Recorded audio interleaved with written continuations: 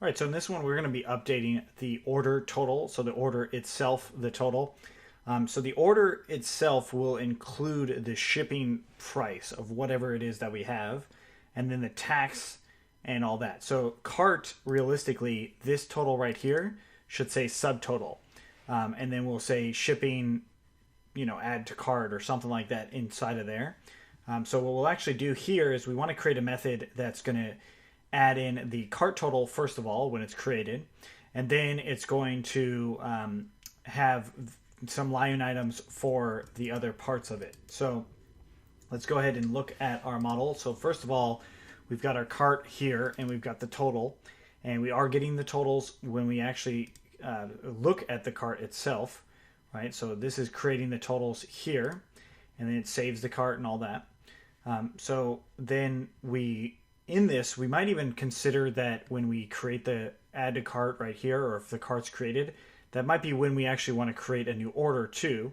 But that's, again, going to depend on whether or not or how you want to actually organize this. Where we did it is we created a new order when they first clicked on checkout. So we don't consider it an order until they start clicking on checkout, right? And that's just how we have it set up currently. So what we also want to do is new order. So if the new order is created, we want to do new order total, final total that is, to being cart.total. Right? So let's make sure that we've got that right. So in models, we've got cart.total. New orders, sorry, that's not going to be final total, but subtotal. So looking at our models, we've got our subtotal here. All right, so now we have a subtotal.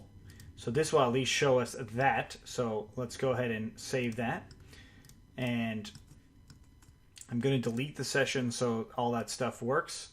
And I also am not going to log in as ABC because that user does not have a actual Stripe ID from how we set it before. So we've got no cart now. And if I go into products, I add a new product, go to checkout. All right, so now it should actually have the right total, so or at least the subtotal. So let's show that in our checkout. And so the current order, I'll put subtotal here.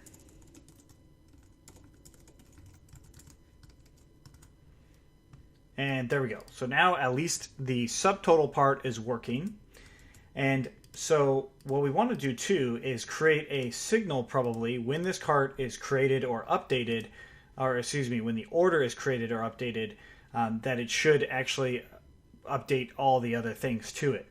And this is all going to also rely on whether or not the cart is updated. Or so that last view, when we created the subtotal here, we might want to just actually put it here and just do new order.save. Or I'm sorry, outside of this try block here.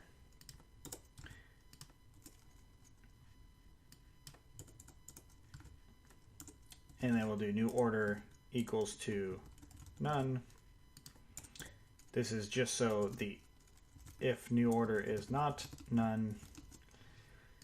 There we go there. That's so we don't have an error about this not being actually showing up. Okay, so now we've got new order is not none. So this will actually create the total every time, no matter what. Because it's getting the cart and it's going to create that total now whenever the cart itself is actually updated. So let's take a look at this. So I've got this current total of $20.99. Go into products, add, let's say like, 3 of these. Now that totals $179. If I go to checkout, it's still $179. And that's what we want to see. All right, so that's good. And this is where we could kind of think about, okay, well, as far as the subtotal and stuff like that, when will we actually total up everything? And that should be when we select our address, or if the address, or if there's a certain amount, or there's a threshold of the charging, then that's what we would do. We would actually end up using the whatever that threshold would be, right? So if it's $25 and it's free shipping, then there should be some type of signal saying like that being the case. I'm going to leave that out for now, but what I will do is on our cart, when we actually go to charge it, this new order, we're going to say get final total or final amount. So get final amount should be a function, an instance method that actually gets the new order total final amount. So this is going to change a little bit. I'll just say final amount, and I'm going to put it up here with that last new order thing that I just created. And I'll say final amount equals to that. Okay, so that's where we're putting this final amount. And prior to that if, I'll just say final amount equals to 0. All right, so now we've got final amount, and now I have to create this instance method of get final amount. So in our models, we will define get final amount. It's going to take in the self, and it's going to return the subtotal, or self.subtotal plus self.taxtotal plus self.finaltotal. Oh, nope, that's not it. Okay, so let's try this out. Go in here, do a refresh, and we've got our current total being there. So let's go into products, and product 2, $29. Add 4 of them. Okay, go to checkout, $299.9. All right, cool. So that's actually showing the total amount. And if we look into our admin too, orders.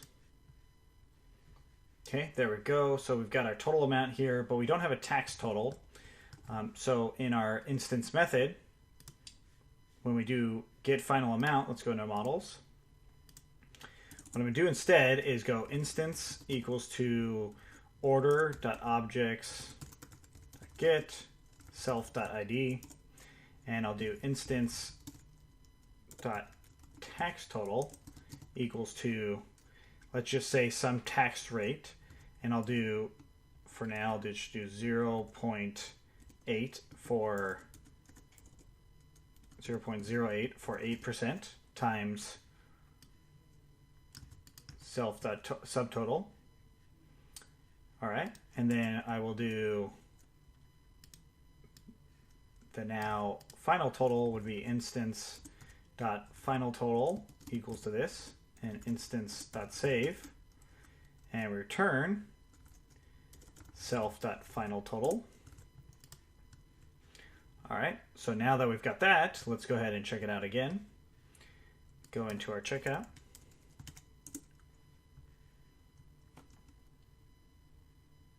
Oops, we left our get. We needed to actually add ID equals to self ID.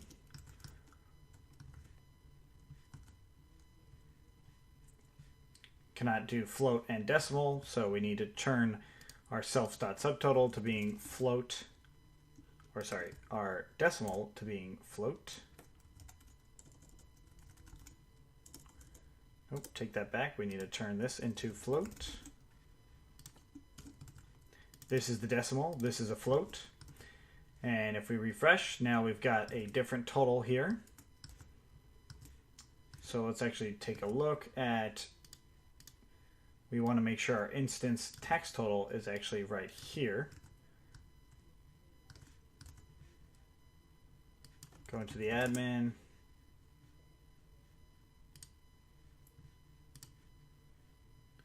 Tax total, final total, all of that.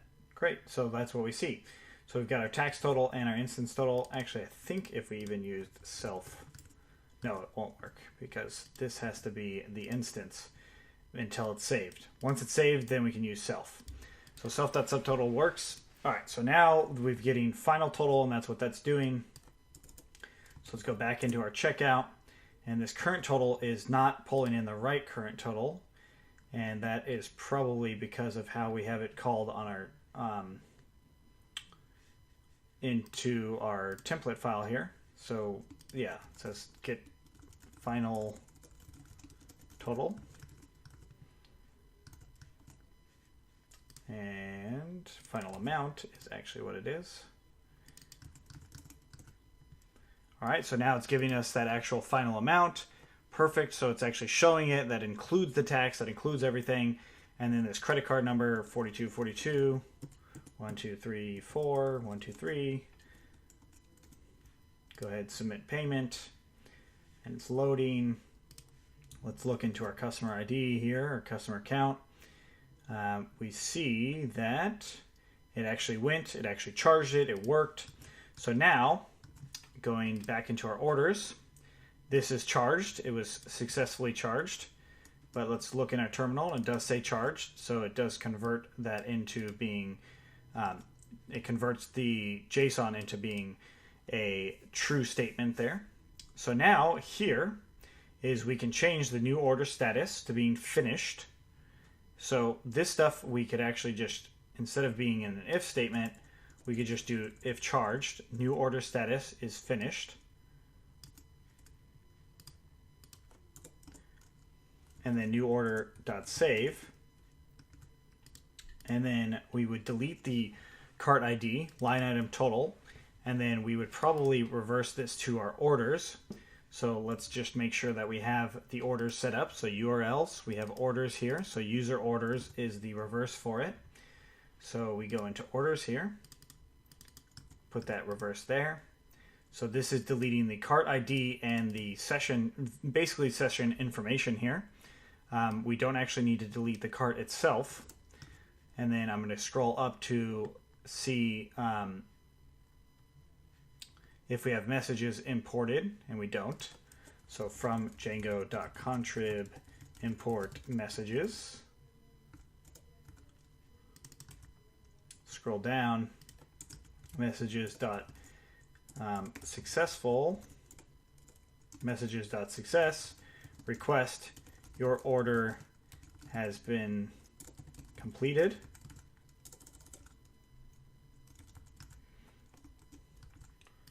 Thank you for your order. It has been completed.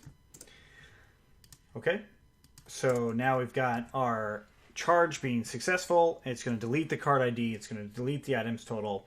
And then it's going to give us this success and then return us back into where our orders would be. All right, so let's go ahead and do it one more time. Got a line item issue on line 8. From. Okay. There it is, 4242. Copy, paste a few times. Notice the total here. Notice the cart number, 123. Submit payment, and boom, your order has been completed. And now we've got all of our order IDs here. Of course, these things aren't really all that important right now because we will have to delete all of them at some point. Oops. Let's get rid of this. Put this all in lowercase. Let's look at our orders. That last one that was done started. Unfortunately, that does not say finished, even though it should. Oh, I know why. Because if we go down to our views, we see equals equals. This will be false. That's just a false statement. So turning it into equals, then it's going to change it to being finished. So one last time, let's create one more order and let's do the whole thing. Cart's empty. Go to product, add a cart, checkout. It's $29.99. Looks like we have an issue with our floats also in here. So this is where, decimals and floats are having some little bit of a problem. So in our model methods, let's just call that's because let's just do float, and we'll do float. All right, refreshing our checkout. $10.99, that's not what we want to see.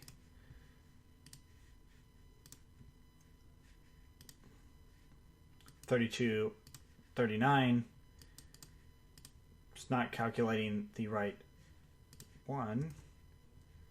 Yeah, okay, so now it's actually doing it. So there it is. So we're gonna have to fix that. 4242, 1234, 123, 02, 2019, hit submit payment. And order has been completed. Go into admin, orders, finished, subtotal tax total, the total added of those two. Great. So that we now have an actual functioning ordering system. It does actually work. Now, it's not pretty yet. It still has some work that it needs to do, but for the most part, it is getting there, right? So we've got our cart. We can check out updating the actual cart itself. The instance method is not working right now, so the function that we actually created is probably not that good. So we're going to have to change that, or actually, I think another part of it will be this right here. If we just return instance.finalTotal, that will also probably make a difference in our cart itself. So let's just try that real quick. Product, add to cart, $29.99, checkout, and it gives us that total. It doesn't give us the right total, but it gives us a total. And when we run the credit card, it will actually work, and we can see it as in our Stripe dashboard. We'll see the transactions actually happening, 64.78. That was that most recent one that we did. There's something that we still haven't done, which was add the zip code and all that stuff to the credit card itself. So we will go back to the shipping and billing stuff in the next one. All right, see you then.